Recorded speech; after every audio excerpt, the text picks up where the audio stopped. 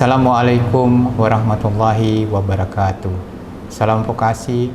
Perkenalkan, nama saya Tardi Kurniawan, dosen di Diploma 4 Program Studi Teknologi Produksi Tanaman Perkebunan, jurusan Pertanian dan Bisnis, Politeknik Negeri Ketapang.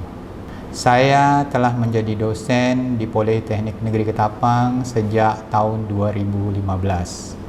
Dari pengalaman mengajar sejak tahun 2015 hingga saat ini, saya dipercaya untuk mengampu beberapa mata kuliah.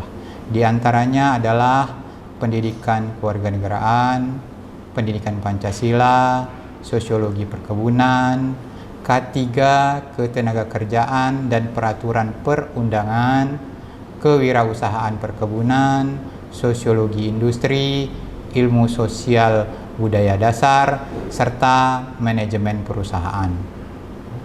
Dalam kesempatan ini, saya akan menjelaskan salah satu mata kuliah saya yang saya ampu, yaitu mata kuliah pendidikan kewarganegaraan.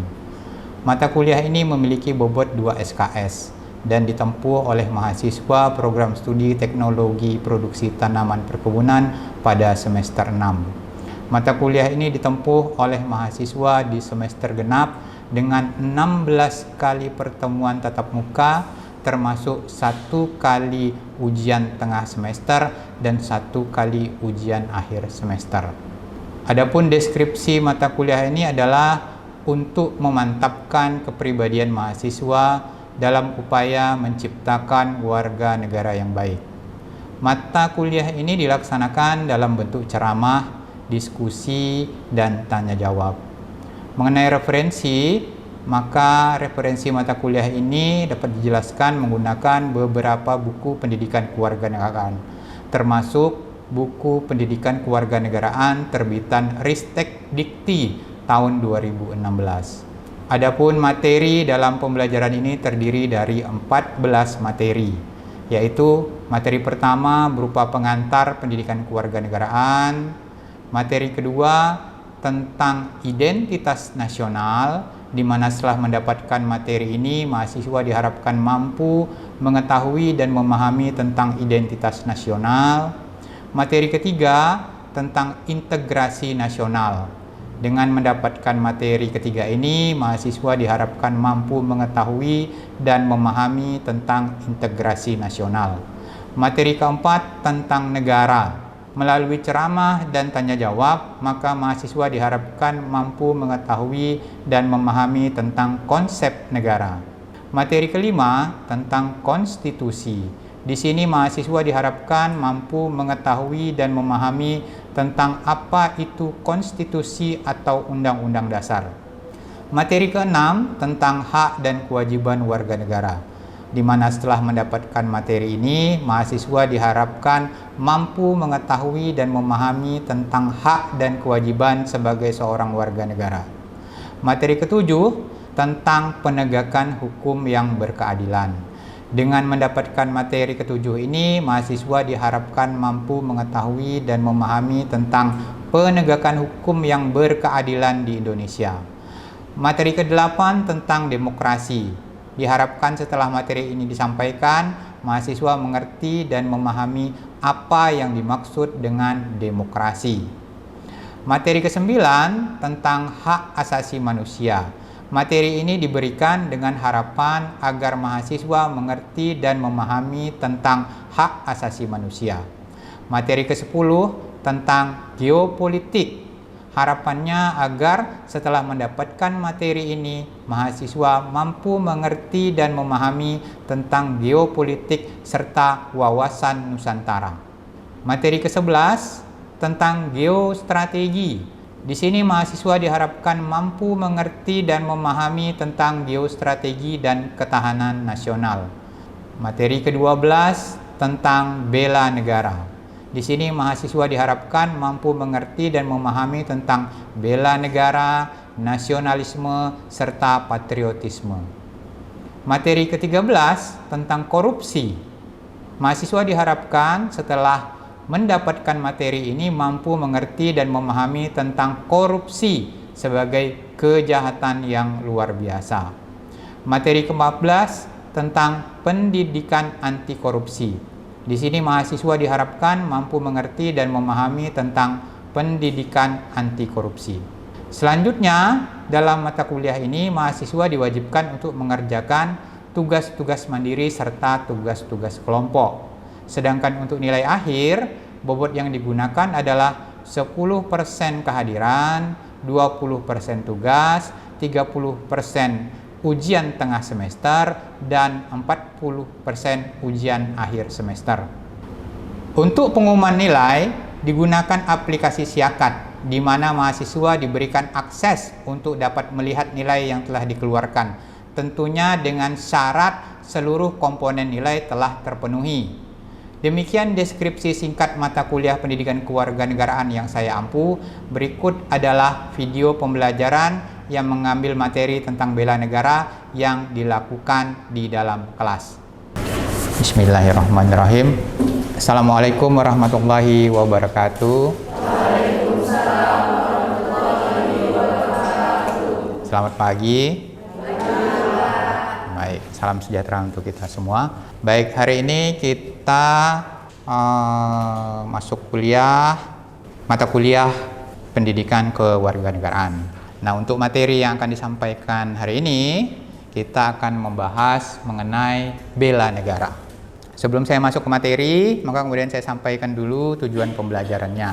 Apa tujuan pembelajaran dari mata kuliah bela negara ini? Yang pertama, nah ketika kalian nanti belajar mata kuliah bela negara ini, mahasiswa bisa memahami tentang yang pertama definisi, yang kedua landasan konsep, kemudian bentuk-bentuk bela negara.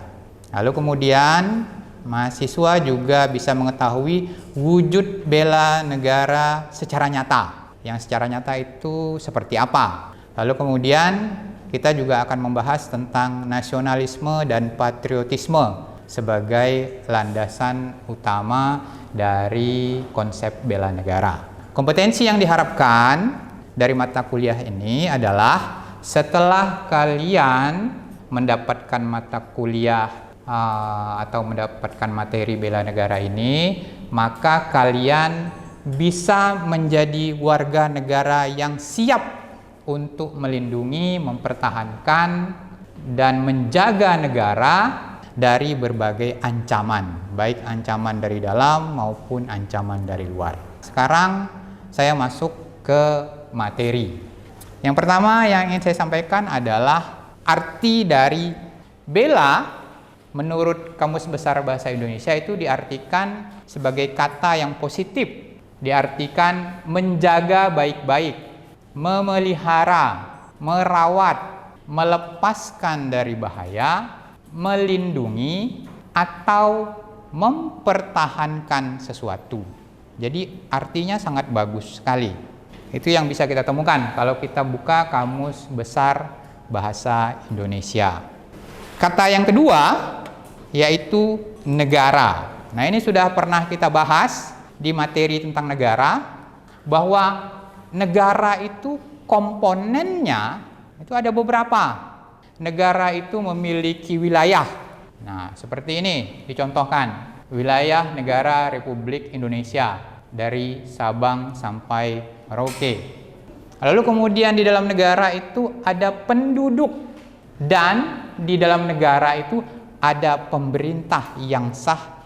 Sah dan berdaulat itu artinya ya, kita dapatkan mereka yang duduk di pemerintahan itu melalui pemilu misalnya. Kalau kita lihat lebih lanjut, maka kemudian akan muncul pertanyaan, apa yang harus kita bela dari sebuah negara? Jadi ada negara tuh, lalu kemudian ada konsep bela negara. Apa yang harus kita bela dari negara itu? Tadi ada 3 komponennya. Ada penduduk, ada wilayah, lalu ada pemerintahan yang sah dan berdaulat. Yang dibela dari sebuah negara itu, kita coba lihat slide selanjutnya. Yang dibela itu adalah seluruh komponen tadi yang saya sebutkan.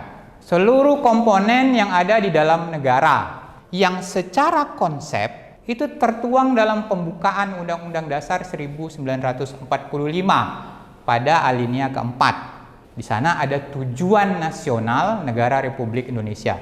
Bunyinya nih, melindungi segenap bangsa Indonesia dan seluruh tumpah darah Indonesia.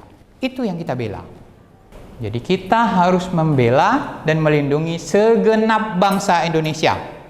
Komponen-komponen yang disebutkan tadi. Nah, itu kita bela. Lebih lanjut, saya akan masuk ke definisi bela negara. Apa itu bela negara? Bela negara adalah tekad, sikap, dan perilaku serta tindakan warga negara, baik secara perseorangan maupun kolektif, dalam menjaga kedaulatan negara, keutuhan wilayah, dan keselamatan bangsa dan negara yang dijiwai oleh kecintaannya kepada Negara Kesatuan Republik Indonesia, yang berdasarkan Pancasila dan Undang-Undang Dasar Negara Republik Indonesia tahun 1945 dalam menjamin kelangsungan hidup bangsa Indonesia dan negara dari berbagai ancaman. Kalau kita lihat dari definisi ini cukup panjang nih, seperti yang dibaca oleh temanmu tadi. Tetapi ada intinya. Tuh, ada beberapa inti yang bisa kita ambil dari definisi ini. Apa inti dari definisi bela negara? Yang pertama, bahwa setiap warga negara harus lebih dulu menumbuhkan kecintaannya pada tanah air.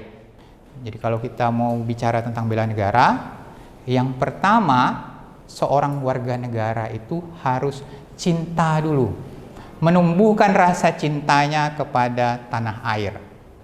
Setelah cinta itu atau kecintaan itu muncul, terbentuk, maka kemudian ya, itu akan mengarahkan perilaku kita atau tindakan kita ya, ke arah untuk menjaga kedaulatan negara, keutuhan wilayah, dan keselamatan bangsa serta negara. Jadi tumbuhkan dulu rasa cinta, lalu kemudian setelah muncul rasa cinta ya, akan terbentuk perilaku atau sikap. Sikap ini pada akhirnya untuk mengantisipasi berbagai macam ancaman yang bisa merongrong negara. Apa saja ancaman tersebut? Nah, ya. Ancaman tersebut bisa datang dari mana saja. Ancaman bagi negara itu bisa datang dari bidang sosial, bidang politik, pertahanan keamanan, serta bidang-bidang yang lain. Jadi ancaman itu banyak. Ya. Wujud nyatanya seperti apa? Nah, ini ada di sini. Ini beberapa contoh ancaman bagi sebuah negara, baik dari dalam maupun dari luar. Ya. Ancaman dari ideologi lain, ya, yang bisa merongrong ideologi negara kita, Pancasila. Ini ada spanduk, tolak bangkitnya kembali komunisme. Apakah ini menjadi ancaman? Masihkah komunisme itu jadi ancaman? Masih, ya. Tuh, karena masih ada negara-negara di dunia ini yang menganut ya, ideologi komunisme. Komunisme bisa bangkit kembali kalau tidak hati-hati, kalau kita lengah. Kemudian ancaman yang lain adalah terorisme. Nah, ini juga ya, menjadi ancaman dari luar. Lalu penyalahgunaan narkoba, dan satu lagi ya, contoh ini adalah berita hoax. Nah, itu juga sangat berbahaya. Kalau kita percaya dengan berita hoax, maka kemudian itu bisa memecah belah ya, bangsa ini. Nah, jadi hati-hati dengan berita hoax. Baik, selanjutnya, membela negara itu tidak harus membabi buta, tidak boleh serampangan, tetapi harus berlandaskan pada beberapa hal. Yang pertama, harus berlandaskan pada Pancasila dan Undang-Undang Dasar 1945. Nah, itu sesuai dengan definisi bela negara tadi, yang harus berlandaskan kedua hal tersebut. Tapi ada yang lebih penting juga, yaitu harus berlandaskan pada apa yang disebut dengan nasionalisme dan patriotisme. Maka kemudian pertanyaannya adalah, apa yang dimaksud dengan nasionalisme? Nasionalisme itu adalah cinta tanah air. Nasionalisme adalah perasaan cinta terhadap tanah air. Nah, kalau kita ngomongkan cinta nih, ya, ada yang pernah merasakan jatuh cinta? Sudah pernah merasakan? Wah, tuh. Ada yang belum? Kalau sudah pernah merasakan jatuh cinta, kira-kira ciri orang jatuh cinta itu seperti apa? Ya? Halu. Nah, tuh, membayangkan yang indah-indah ya dengan pasangannya. Ada lagi? Tuh, ciri-ciri orang jatuh cinta. Kalau kita kaitkan dengan nasionalisme tadi, maka ini ada ciri warga negara yang cinta pada tanah airnya. Seorang warga negara Indonesia misalnya, yang cinta pada Indonesia, itu punya ciri. Apa cirinya? Yang pertama, seseorang itu akan mengetahui tentang sejarah bangsa atau negaranya. Tidak mengetahui secara A sampai Z, tapi cukup mengetahui secara umumnya saja. Dia mengetahui bahwa kita pernah dijajah oleh bangsa Belanda, kita pernah diduduki selama beberapa tahun oleh bangsa Jepang, dan kita juga pernah ya dijajah oleh bangsa Inggris walaupun singkat. Jadi seorang warga negara yang cinta pada tanah airnya, yang pertama dia akan mengetahui tentang sejarah bangsa atau negaranya. Yang kedua, dia akan menghargai simbol-simbol negara. Dia junjung tinggi simbol negara tersebut. Misalnya bendera merah putih. Lalu kemudian lambang negara. Nah, lambang negara itu tidak boleh diotak-atik. Lalu kemudian menghargai lagu kebangsaan. Nah, lagu kebangsaan itu tidak boleh dinyanyikan di tempat yang sembarangan. Ada tempatnya. Ketika upacara boleh.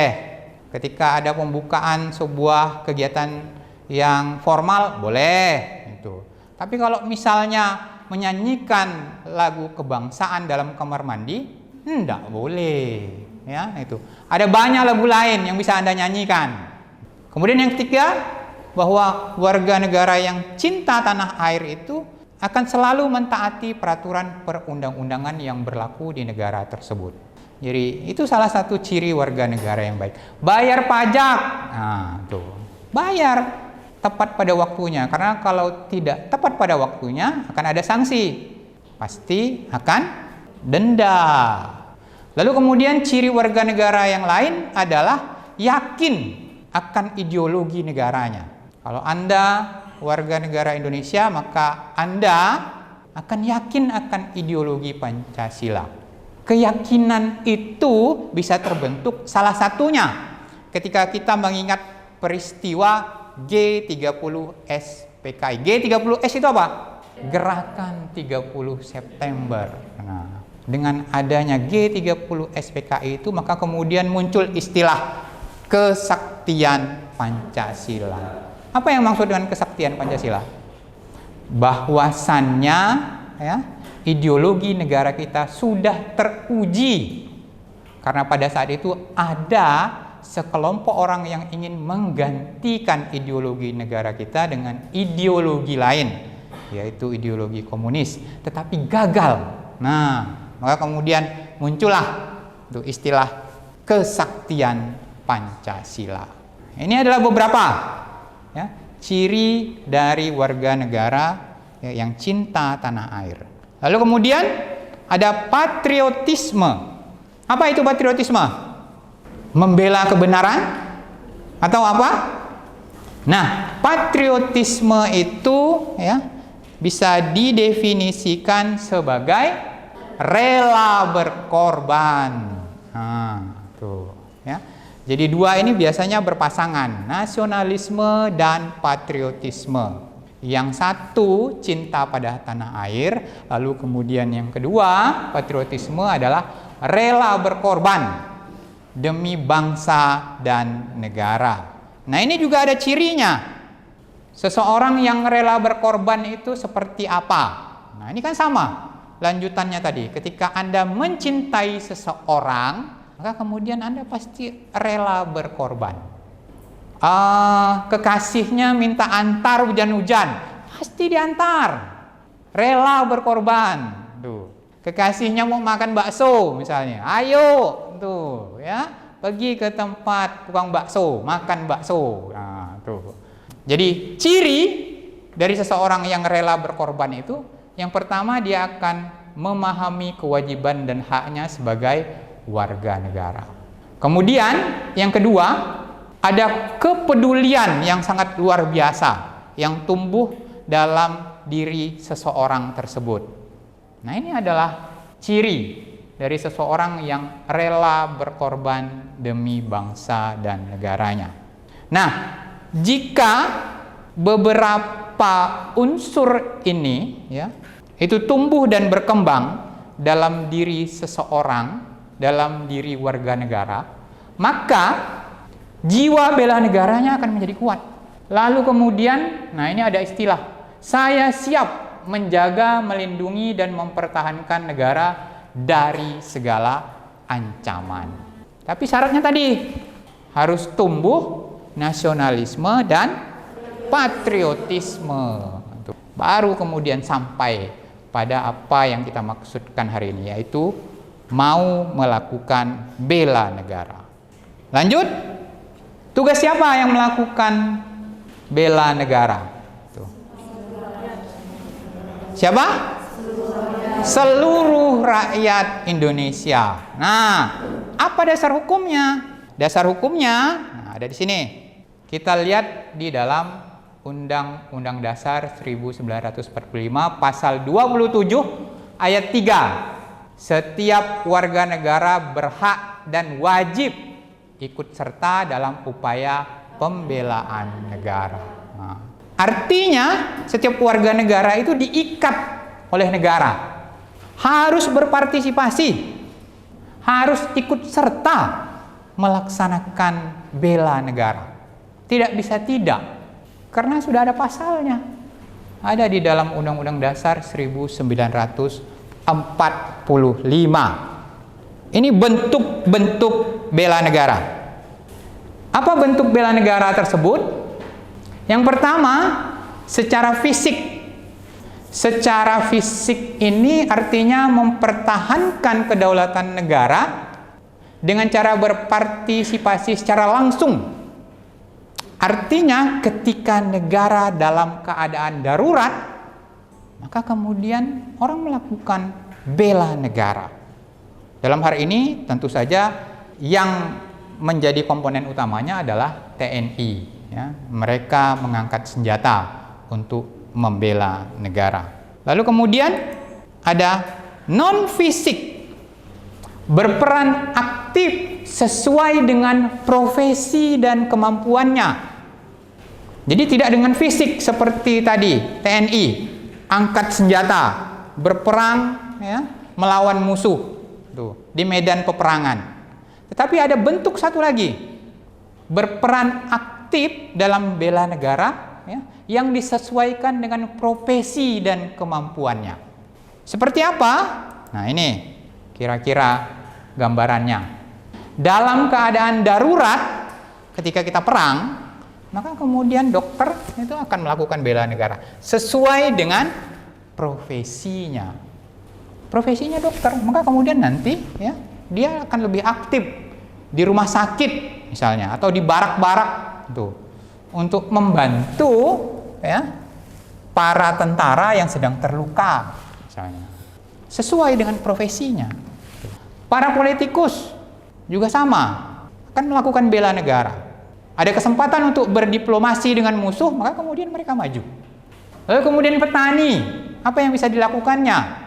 Membantu dengan misalnya bawa beras ke dapur umum, kemudian dikonsumsi oleh mereka yang berperang.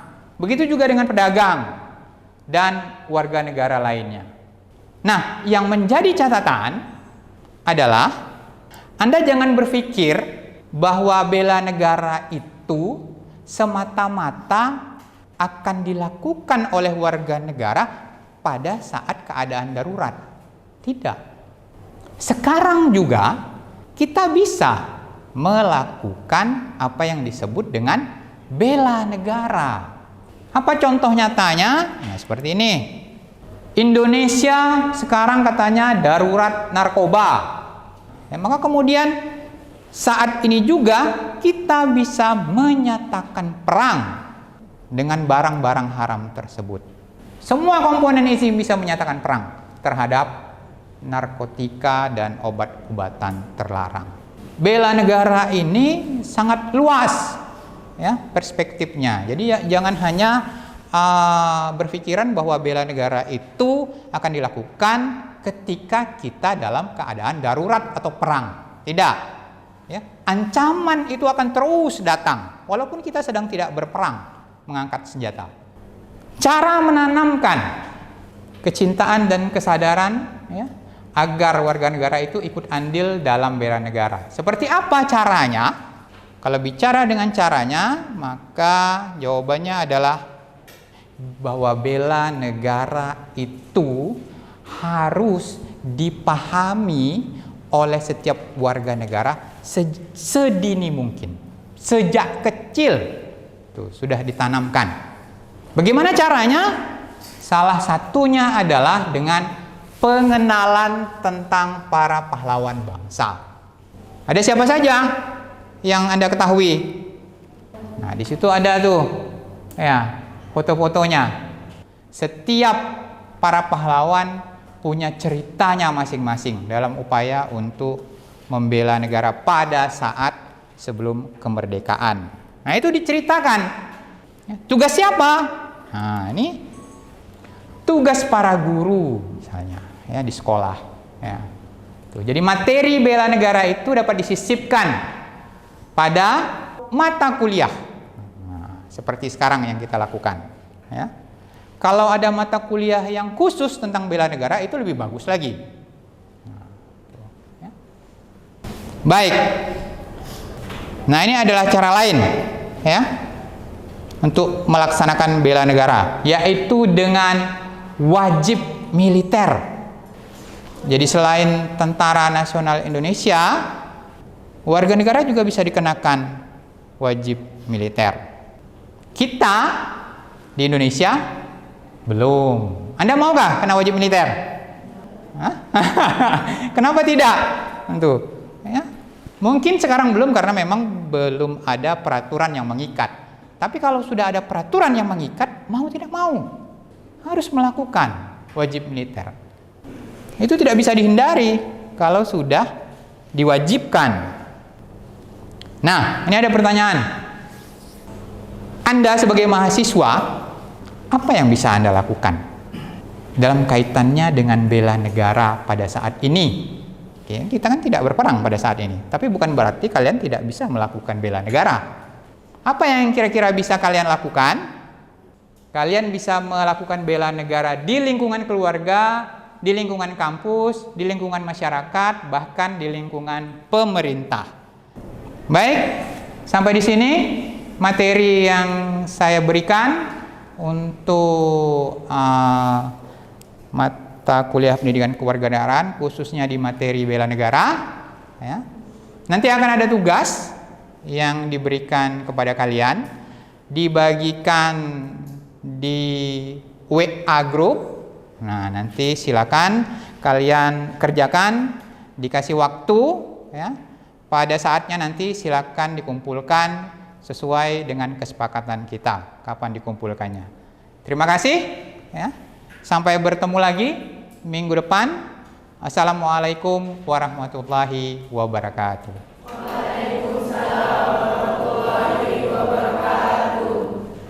Demikian video pengajaran mata kuliah pendidikan kewarganegaraan yang telah saya dokumentasikan dalam penilaian pernyataan diri dosen unjuk kerja Tridharma Perguruan Tinggi bidang pengajaran untuk sertifikasi dosen di tahun 2024. Semoga bermanfaat bagi yang menyaksikan.